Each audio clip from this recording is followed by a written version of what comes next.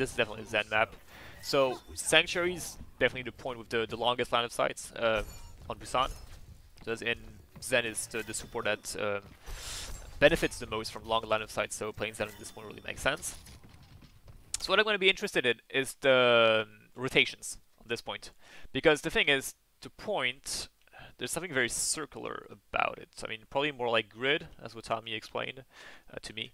But still, the thing is that you've got a lot of flank routes on this point, like a lot more than, say, downtown.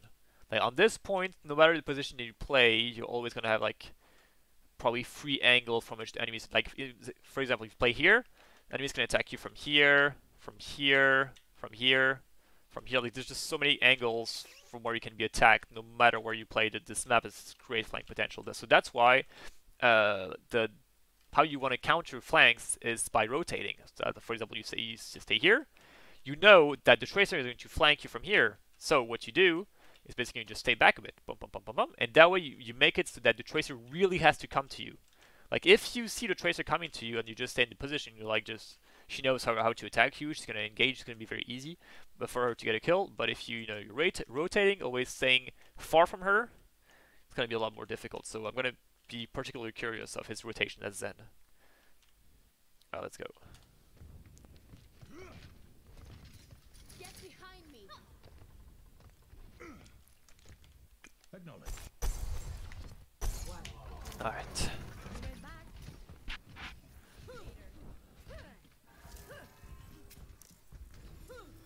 You always go for the pre-shot here.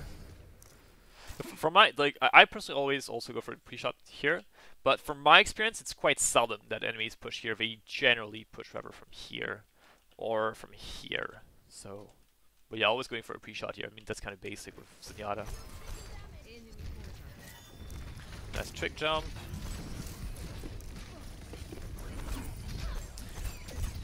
Yeah, basically very predictable movement. Well, it's kind of crazy that they didn't kill the ball though. But one little tip was then, Discord priority, always, always, always Discord the enemy targeting you. Like that is the #1 priority. There's nothing more important than discording the target that dives you, because of the fact that way you make it a lot more difficult for them to kill you. You increase your chances of killing them, and also, especially in a Scrim environment, when somebody dives your flex support, you can count on the fact that your teammates are going to counter dive, especially at this level. Like it's basically almost T3 level. So the teammates are very aware. They've got a lot of game sense, and you can count on the fact that they will counter dive to target that dives you. So if, such as in this situation, the Brig was staying with the Zen and counter bashes the ball. There you go. And then here having the Discord makes a whole difference. I mean, yeah, I think there were only 2 shooting at the ball. The rest of the team was focused. Maybe because I don't know. Maybe he didn't hold it enough. Maybe they weren't really paying attention to it.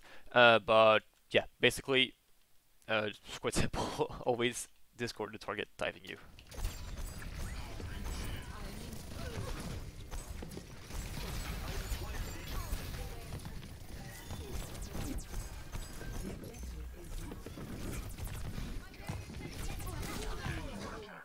Oh, that was interesting.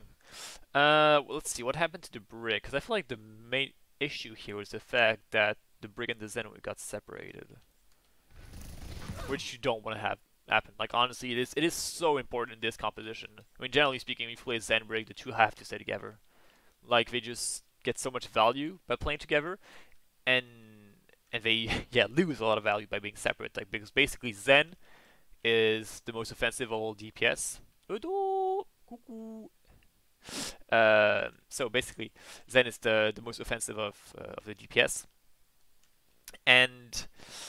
but at the same time, he is the most vulnerable DPS. Whereas it's the opposite. Brig is the most defensive support in the sense that she's the one with the most peel potential for her teammates. She can apply a lot of healing to somebody that she wishes to help, and. But at the same time, she's got very low damage, especially like at range. Her damage is basically non-existent. So that's why the two compensate for each other together. Like, I mean, you ideally want to play your Zen and your Brig as like a single character, you know, always being together. And because I mean, them together is like just incredibly strong. because you get the damage and you get the defense. So yeah, I want to play them pack, and I mean, as soon as you separate, well, then you're a lot more formidable. So take a look at what happened. Focusing the bowl, that makes sense. Close that race, but then here, okay, yeah, I mean, Brig, yeah, Brig got a bit greedy on that one. Not gonna lie, that should not have happened. So, Natlas, I don't know who you are. You're probably a very nice person, but you kind of threw that one. So yeah, Brig should not separate from the Zen. But I mean, you know, it's also maybe Mud that didn't call enough that he was being focused. So stay with the Brig. Brig stays with the Zen, or this happens. Pum pum pum. Sorry.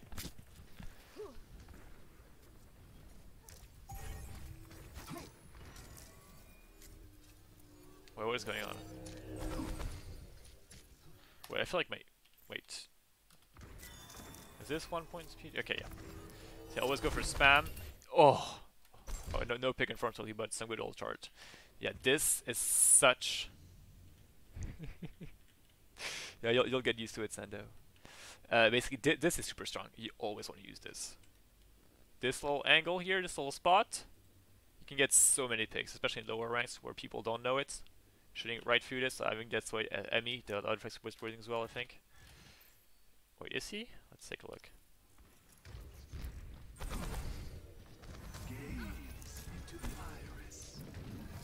Oh, he's not. That's a shame.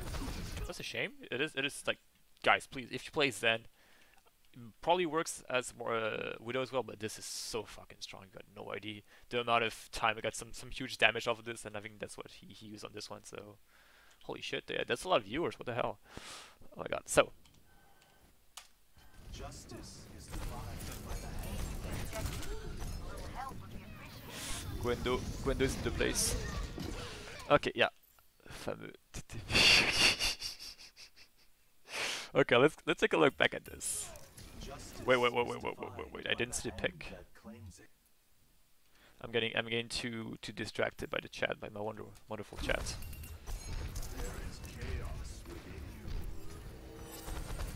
Oh yeah, see, exactly. Shooting through this, super strong. Then it's one, we don't get it, unfortunately.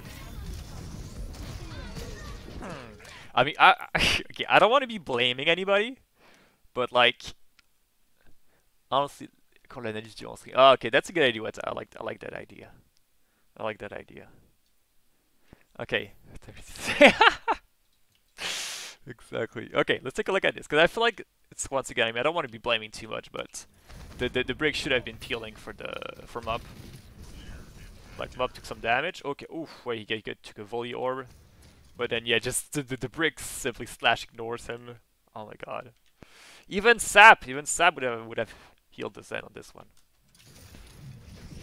Wow, rip. Yeah, I mean that's why, like, as a Brig, you always want to keep in mind. You always want to keep in mind that you should that your main priority is to peel for the Zen, or unless this happens, like, you should not just spend 3 seconds like ignoring the fact that your Zen is low healing. But maybe it's also Mup, I don't know. They didn't say like, I need healing. So yeah, rip, Mup. Let's move on to the next fight. Always spamming, always shooting through this little choke here. That's a good position as well, really strong angle. Gonna get some picks off. But then for now, lost 2 people, just want to regroup. Always spamming, always. I mean, it's like so important to try MS, even 7, okay, it's better. Okay, so yeah, always want to be like, even when you're stabilizing, as we're doing here, like we're just waiting to regroup, to wait for the people, the rest of the team that just died. And yeah, by the way, Sap better than T3, confirmed. You always want to be going for some snipe angles, and I mean, basically, the more you play Zen, the more you think of Zen as a sniper, the more you'll know like the different spots. For example, this one we talked about, but there's also like one here. Like, for example, you very often get some flankers coming from this side, like this.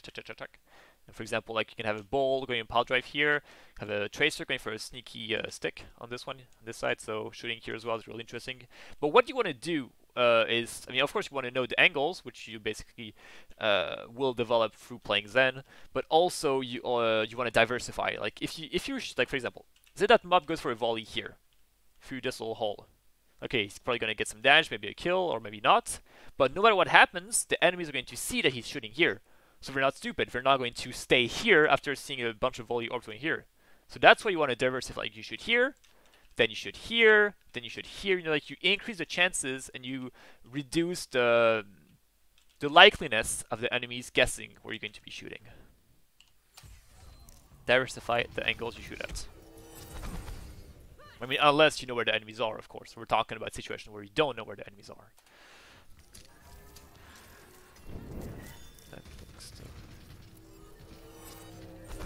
What time do you know Natlocks?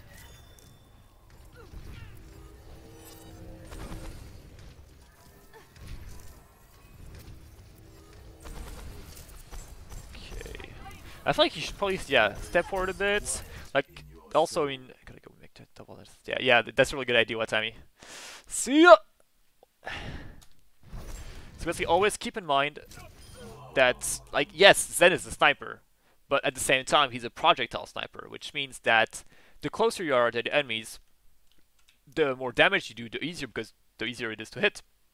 So that's why, like, whenever your team is pushing you, always on a step forward. Like, for example, like, I mean, that's a mistake I would probably have made, like, just staying in the back, sniping, and then, because, yeah, by staying in the back, like, make it more difficult for you to aim. You separate yourself from the team, because the team, like, for example, Zarya and Brig, these are two very brawly characters. They want to be close to the enemies. They don't have the range of Zen. So they want to, like, when you get space, push forward. And you want to have Zen push forward as well.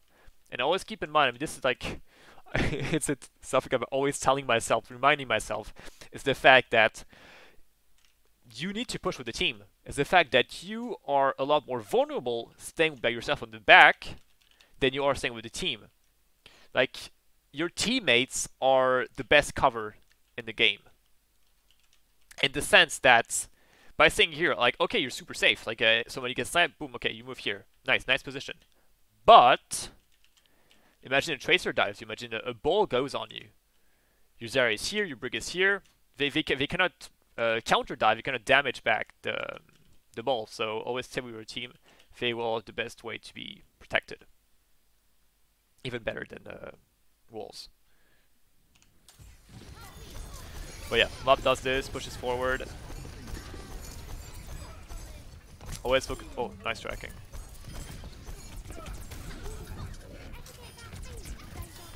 Like here, for example, I mean, the Tracer is doing a shit ton of damage on Zen, but you've got the Brig that's dealing damage to it, applying packs, has the Inspire up, and then just Mob stays alive. So that's really goes to show the importance of staying with your teammates when you're playing a Zen. It's a lot more important than basically you want to be staying with your teammates and also playing with angles, but staying with the teammates is, in my opinion, more important than angles. But ideally, of course, you want to have the two, especially if they have snipers. Alright. Spamming. Yeah, there you go. Okay, that's a lot better position. Like, for example, when you snipe here, like, you don't have that good of line of sight because the enemies are very often going to be this way. So when you're playing here, it's a lot more difficult. And also, you really, like, you pop out, you know? You always want to think of your enemies as, like, snipers. I mean, let's take a look. What do they have in front? Yeah, they got Zen, so that's basically a sniper. But still, that's quite a threat. And, like, if you just popped your head out like this, boop, hello, bam, take a volley over, you're dead. If you play here in the back, well then, there's less chances of the enemies shooting this way, right? And also, you're a lot... Enemies cannot see you as well, cannot see you as much. So that's why, like, taking this sort of hidden position is like sort of, I don't know, I think in other FPSs we would call them glitch, head glitch spots. Very interesting. Enemies are not getting expected as much, you got a really good angle, and you can shoot directly to where the enemies are coming from. So I like this position a lot better than playing here. And he almost gets a pick off of it. Forces the trance, really good.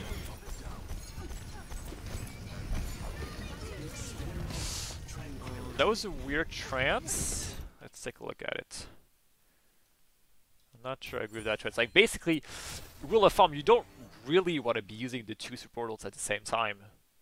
Like, I mean, you don't have that much defensive possibility in this composition, considering the fact that you're playing Bull, and Bull cannot defend his team as much as, say, a Rhine or a Narissa would. So, yeah, really, generally speaking, you don't want to use the Trance and Rally at the same time, because Rally already provides so much sustain to your team just like the trance. So I mean, I think you only want to use trance and rally at the same time when you're countering. Like I don't know, imagine if you're using a free ultimates. Like I don't know if say they're using like I don't know, an EMP and a graviton at the same time. Like we've got a lot of defensive value. I mean, a lot like extremely high offensive value, but I don't think that was the case here. What did they? Okay, let's take a look. What did they use? They use grav. Wait, no. We use grav. We use grav. So, what did they use in front? Like honestly, the rally is justified. I mean, it's a 5v5 situation. It could go any way. So yeah, using rally makes sense to just try to counter the ball to prevent the enemies from pushing in freely with the trance, or at least what remains of it. Just like look, yeah. I mean, that was not an ideal trance. He got the rally. He already had a bubble on him. He had full HP. I mean, who is he saving by using trance?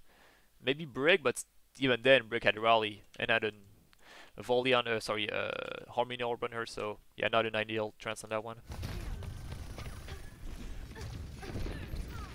But at least they get some value of it. At least they get some space of it. That's good. Like, you know, they push with the trance. That's always a good thing to do. But still, they're not gonna have trance for the probably two next fights, so that's kind of risky. Yeah, avoid using rally and trance at the same time.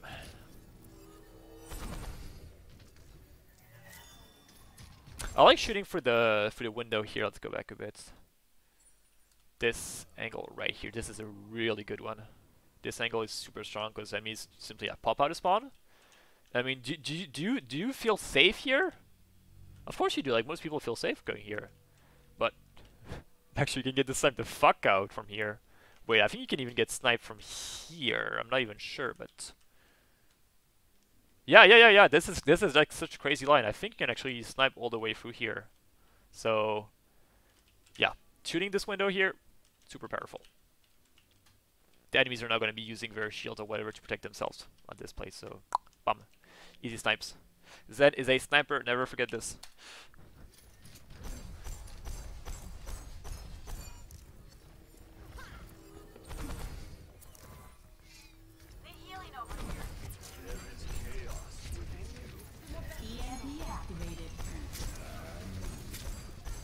So if you're going to be using an EMP, as is the case here, and keep in mind that this is Scrim gameplay, so you should basically know when the Samurai is going to use it, because it's in the teamfight plan, because the Samurai is going to call it, so theoretically Mob knew that the EMP was going to be used.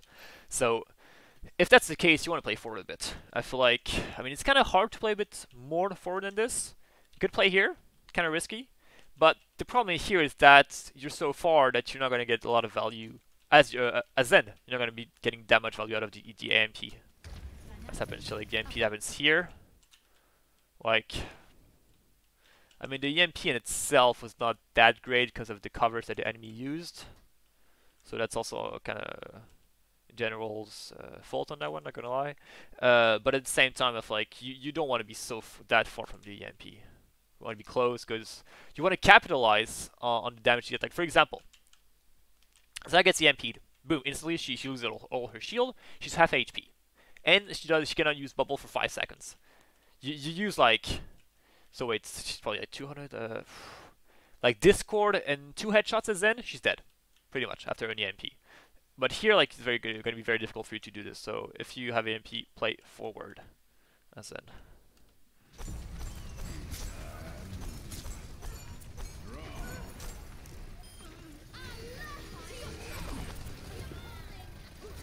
Nice. I'm not a big fan of the fact he pushes back that much, honestly. Let's take a look at it. I feel like, I mean, let's take a look at the decision if he lost. Because currently I think it's 4v4. Pretty sure it's 4v4. It's even. So, should you really go back that much?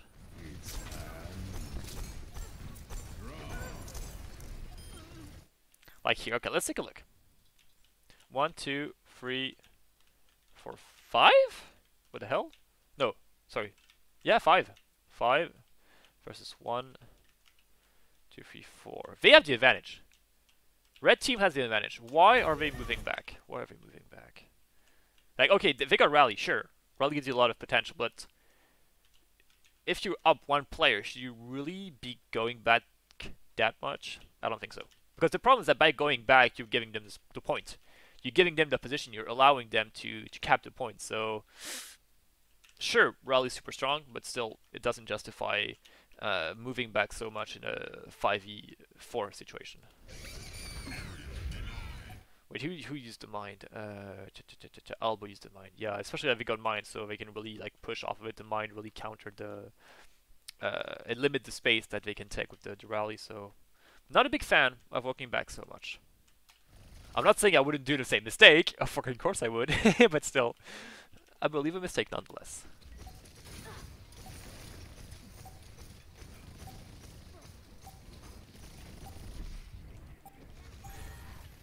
Yeah, if see that what happens. They cap the point now. They cap the point even though. Oh, I mean, they lost the rest of the team. That's true, but I mean, they're still free. You know, they're still 3v4. That's still like they could have fought this, right? Like even a few seconds ago, they were 5v4.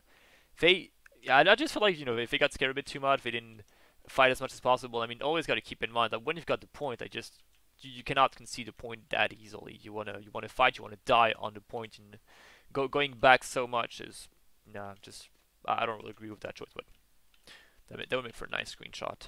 Love it.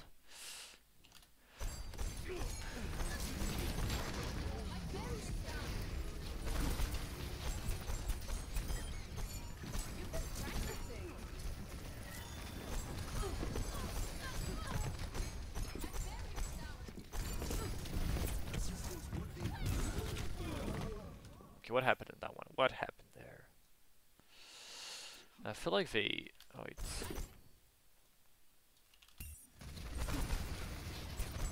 Like, I feel like they engaged, but they didn't engage at the same time. Because wait. Okay, yeah, I see the problem. I think what problem here is that they decided to engage, but the problem is that there's two problems with this disengage. Problem number one, they don't have the point, which means that the enemies are basically the ones getting percentages. They're the one winning of the fact that the team that they lose a team fight, or they winning of the fact. Merci Odo. And also they're winning of the fact that that they would stall. Like honestly, I feel like what they're doing here is basically just stalling. Like they're engaging 3v4. Wait, where's the rest of the blue team? Oh, they just got to pick. Yeah, so they're engaging 3v3. But I mean, that was basically sort of like stalling. I mean, that's the kind of push that you would do if you had the point, but they don't. So I feel like it would just be a lot wiser, considering the enemies are only at 72%. It would be a lot wiser to just wait for the rest of the team to come, especially the Zarya. It's going to take a little time, and then engage. Like that was just a weird engage. Honestly, I'm not even sure how many HP the bull had. Like honestly, just look. The bull is engaging with half HP. While they're in a 3v4 situation. That's just while the enemies have the team. This is a stagger or a stall engage. If they're doing a stall engage while the enemies have the point, that's just not something you want to do. You don't want to do this unless the enemies are at like 95%, which they're only at 67%. So pretty poor engage considering how far the rest of the team is. Alright, and then the Samrat just died as well. So if we're going to take a look. So they've got the time to regroup before engaging. So yeah, I mean, enough ranting about disengage. I'm starting to sound a bit like Spylo. So I mean, yeah, I think it's mostly up to the team. Like, not really good momentum.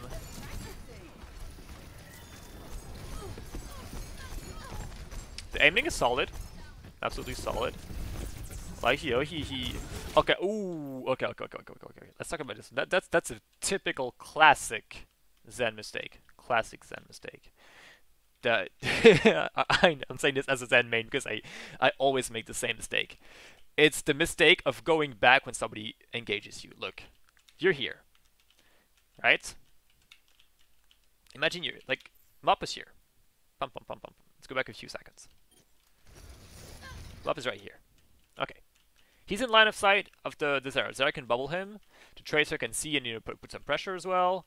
Unfortunately, they lost the Brig, but still, he can get some form of assistance right from here. Or Zara can at best just chase back. Like if the Tracer attacks you here, she's vulnerable.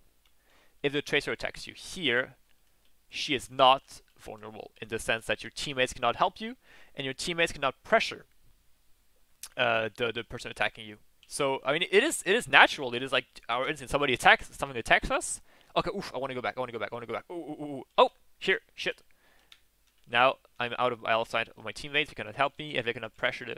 So it's just me and the Tracer, and this is gonna advantage the Tracer because also when you think about it, the Tracer is still out in fights. I mean, I'm pushing the reflection like really far. I don't really expect anybody to think this far. To also take into consideration the fact that if you go here, well then you're gonna the person diving you is gonna be in line of sight of their teammate. But what really matters is the fact that by going back, you separate yourself from the team. You break the line of sight with your teammates. They cannot help you. You're isolating yourself. That's really the key word here. Isolating. You're isolating yourself from the team.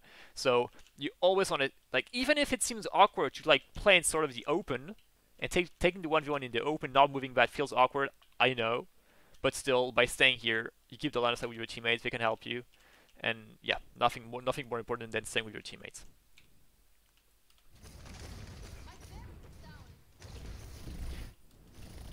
Yeah. See? Nothing can help him. Well, if I had stayed here, they could have.